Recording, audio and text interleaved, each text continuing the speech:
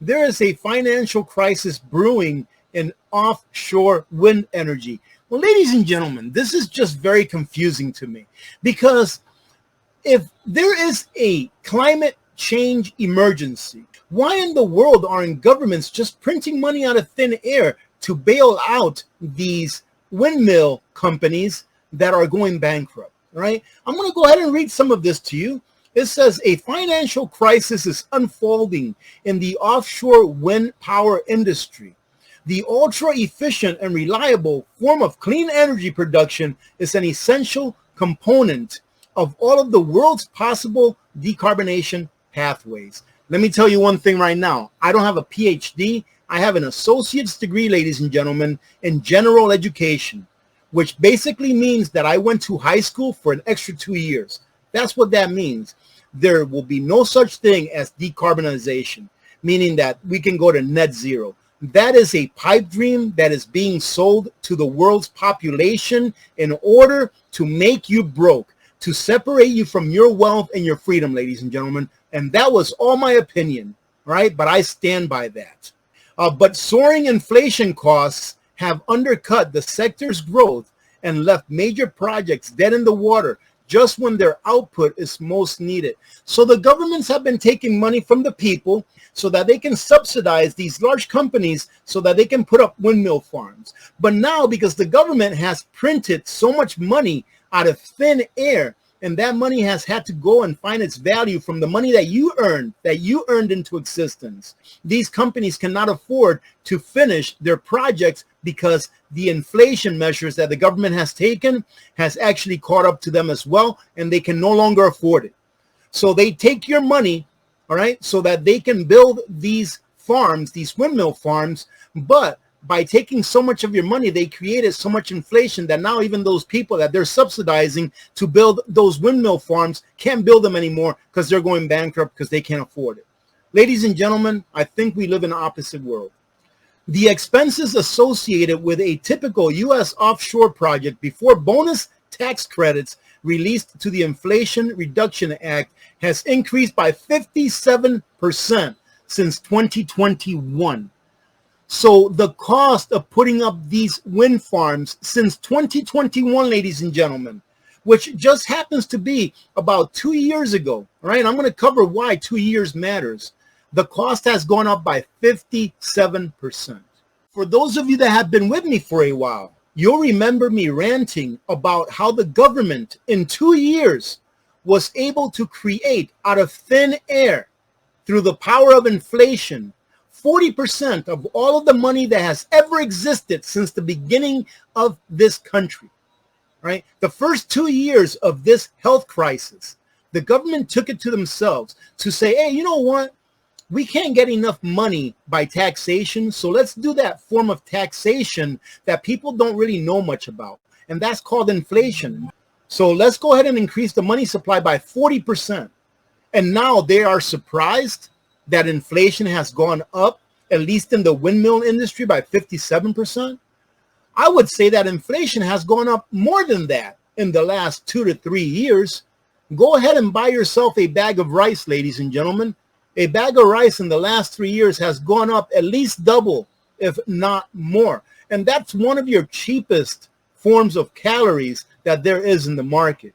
Take a look at all of the other things that you need in order to live. And the things have gone up in price at least double, if not more, in the last 3 years. We all know that gasoline has gone up at least twice in the last 3 years, if not more, and it's going back up. And guess what? It's going to go even higher. Saudi Arabia just said that they're going to go ahead and cut another 1 million barrels per day because they need the price of oil to stay up. And that's bad news for the United States of America, because when we were once a country that was self-sustainable with energy, now we depend on imports. We depend on imports during a time when our strategic petroleum reserves are at less than half full of what they normally are. So if we have a big emergency, we have 20 days of crude oil in our emergency stash in order to get through that crisis. Let's hope that the crisis doesn't last more than 30 days, ladies and gentlemen. In a time when our supply is less than half full, the price of oil is going even higher, meaning that we're not going to fill that up anytime soon. The price of oil is going to go up, which means that the price of everything is going to continue to go up, which means that inflation, as the average person knows it, i.e. the price of things going up, is going to continue. It's not going to stop, ladies and gentlemen. So if you're not preparing, if you're not prepared, you better start preparing or continue to prepare. And at the very least, in the best case scenario, continue to fill in your gaps. America's largest grid operator saved by natural gas, coal, and nuclear power as temperatures exceed 100 degrees Fahrenheit in many of the states. So I put out a video, I don't know, about the middle of last week, I put out a video showing that I pretty much was telling people, hey, get prepared for this. Get a generator. Everyone in the United States ought to have, first and foremost, in my opinion, as far as preparedness goes, ought to have a gasoline or gas generator. Yes, I love solar generators. I don't know if you can see them from here, probably not. I love solar generators, ladies and gentlemen. You see me review them all the time. But I believe that everyone, every family, every household ought to have at least a gas generator first before complementing it with a solar generator. And then I was telling you all how important it is. On that video, I was telling you all how important it is that we do have access to oil, that we have access to coal, that we have access to natural gas.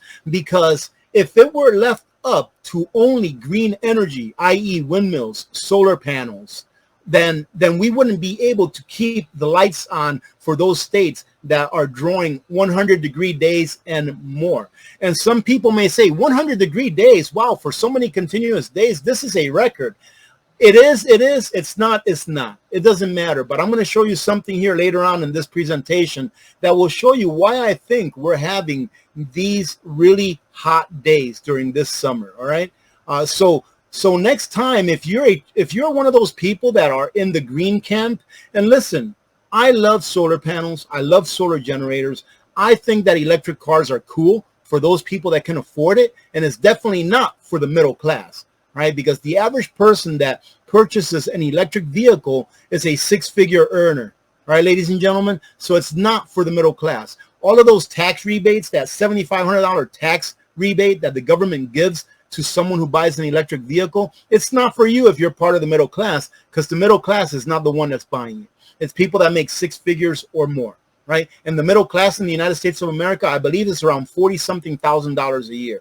So you're way far. The middle class is way far from being a mass consumer of electric vehicles, but they are paying for those subsidies that are going to those people that are purchasing those electric vehicles.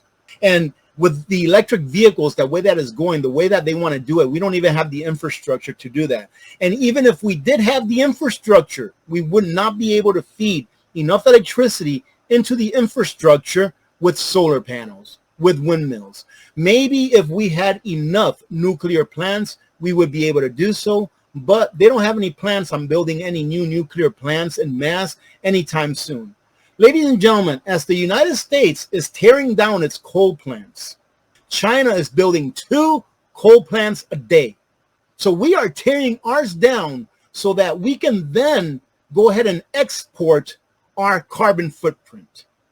It is ridiculous. You know why? Because when we need that energy, we will not be able to produce it ourselves. We will have a reckoning coming one day. And I believe that that day is getting closer and closer because China eventually, all they have to do is dump the debt.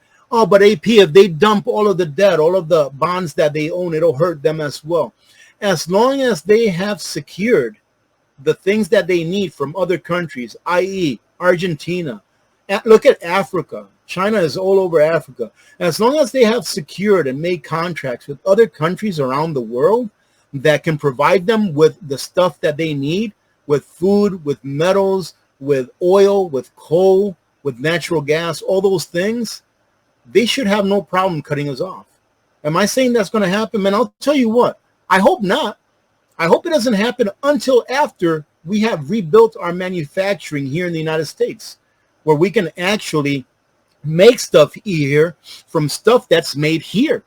Ladies and gentlemen, I went to Samson's Ace hardware store. right? I went there because I needed to buy a few little things, a few gaskets and such that I needed. So I said, let me go over there because I don't know exactly what I need. And I know if I go to Lowe's or Home Depot, I'm not going to be able to find someone that can be intricate with me and walk me around. So I went there, and Mike was there, who's the owner of that Ace Hardware store, the only Ace Hardware store in Fairbanks, I believe. So if you're in Fairbanks and you haven't checked out the Ace Hardware store off of Pegger Road, go check it out because they're really good people there, and they pretty much have anything you need there. And they'll actually walk you to whatever it is that you're needing. So I went over there and I asked Mike, I was like, hey, Mike, I seen that he had a whole bunch of flashlights up there. And you all know how I always need a new flashlight. I was like, do you have any flashlights here that are made in the United States? And he said to me, I don't remember when flashlights were ever even made in the United States. It's how long it's been. I have hope that eventually we will have either someone in office or an event will occur where we will have no choice but to bring back manufacturing to this country and keep it in this country. The only thing that I guess I would say I'm afraid of is that the event that would for sure bring manufacturing back to the United States would be a world war, right? But I'm hoping that that's not the case and that we just wake up and bring it back either way. Even though it may cost a little bit more, it's better that we just keep it within the United States. Yeah, a thumbs up does help, ladies and gentlemen. It helps the YouTube algorithm. It really does help. And I'll tell you what, the YouTube algorithm has not been very nice to me lately. I don't know what I've been doing. I've been trying to be good, I've been trying to be good so that the algorithm can show me a little bit of favor, but for some reason, it just hasn't liked me for a while. But it is what it is, right? What can you do?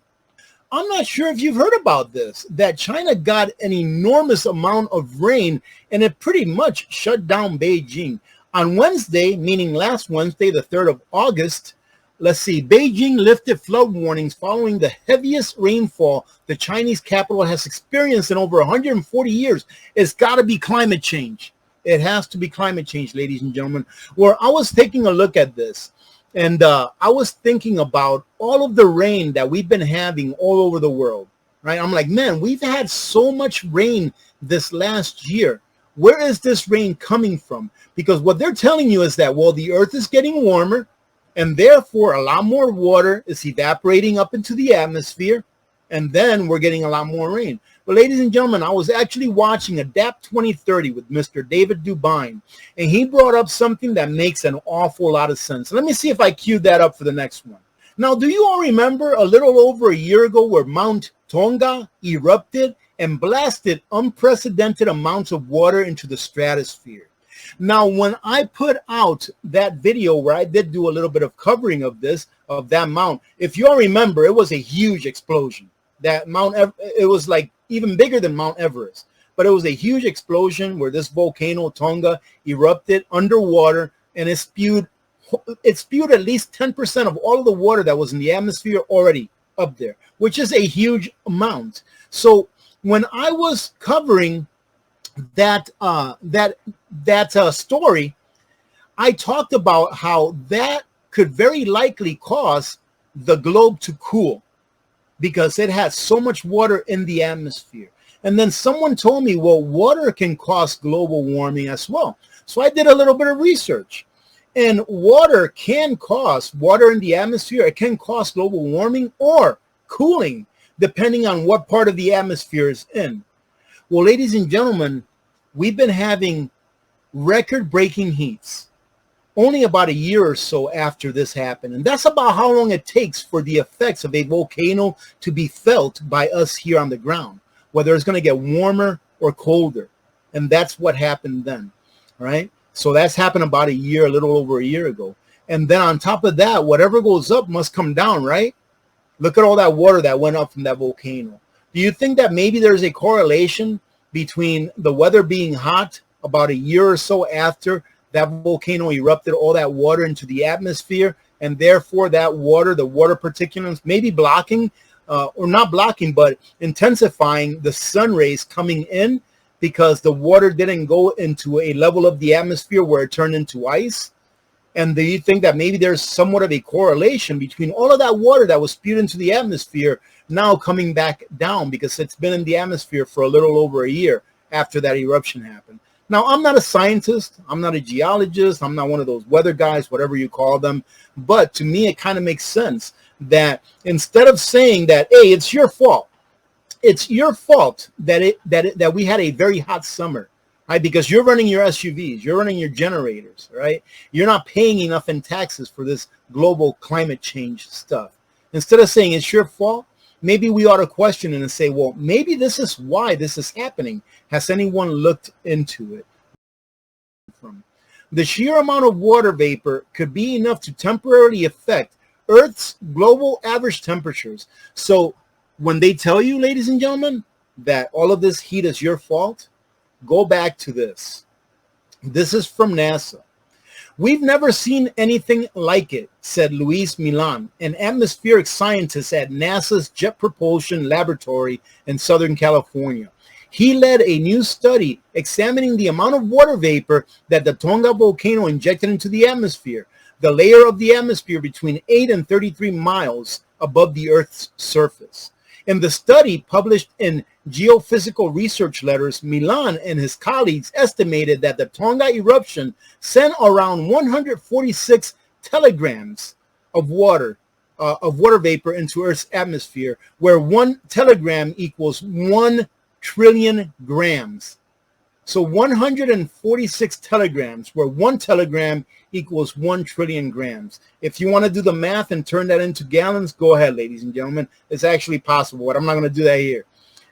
Let's see, equal to about 10% of the water already present in the atmosphere in the atmospheric layer. That's nearly 4 times the amount of water vapor that scientists estimate the 1991 Mount Pinatubo eruption in the Philippines lofted into the stratosphere. We're having really big temperatures, or really high temperatures, more than likely because of that occurrence. And I really apologize. I don't remember if that was this year in 2023 that happened or last year. Okay, so it was last year, Paula. Thank you very much. It happened between December 20th, 21 to 22. Okay, thank you for that. So it was last year, not this year. Fitch downgrades the U.S. credit rating from AAA to AA+. What does that mean? I don't have it pulled up right now, but I took a look at all of the countries in the world that have AAA rating, which is pretty much the best rating that you can get. And what this does, bringing us to a AA+, it's bringing us down to a different tier of countries that have AA+ rating. So the tier of countries that have AA+ rating are not like at the same tier as the United States is, or what we are used to being. Ladies and gentlemen, I told you a long time ago, and I've said this several times, that I believe that one of the goals of the people that have this agenda against the United States staying a powerful nation is that they make us into a third world country. Now, with our debt only increasing year after year, with our deficits only increasing year after year, with our tax base getting smaller, i.e. our middle class getting smaller, and the government wanting to tax even more, I see that our credit rating is going to decrease more and more, meaning that you can say goodbye to low interest rates. If we ever see low interest rates again, inflation is going to skyrocket even more so than what we've seen it skyrocket in the last 2 to 3 years, ladies and gentlemen. Things are not going back to the way that they used to be. And I'm talking about just the last 4 or 5 years. It's not going back to that way. There are going to be winners and there are going to be losers after this next shift in paradigm occurs. And there's going to be a lot more losers than there are winners. So at the very least, you have to stay prepared. And you have to also consider, if you can, if you're in that part of your life where you can transfer some of your paper wealth into physical wealth in the form of preparations or physical assets that will preserve your purchasing power. Because the USA, I don't believe we will ever again see a AAA rating until after we change over to a new form of governance, i.e. / financial or monetary system, ladies and gentlemen. This is a time that you have to protect yourself. Here they say credit rating agency Fitch announced on Tuesday that it downgraded the U.S.'s long-term foreign currency issuer default rating to AA plus from AAA because of expected fiscal deterioration, meaning that they don't expect us to get any better anytime soon. Growing debt and the erosion of governance. The one that's the most embarrassing here is the erosion of governance, resulting in a repeated debt limit standoff. Pretty much that we don't have our stuff together and that they don't expect us to keep our stuff together for a very long time.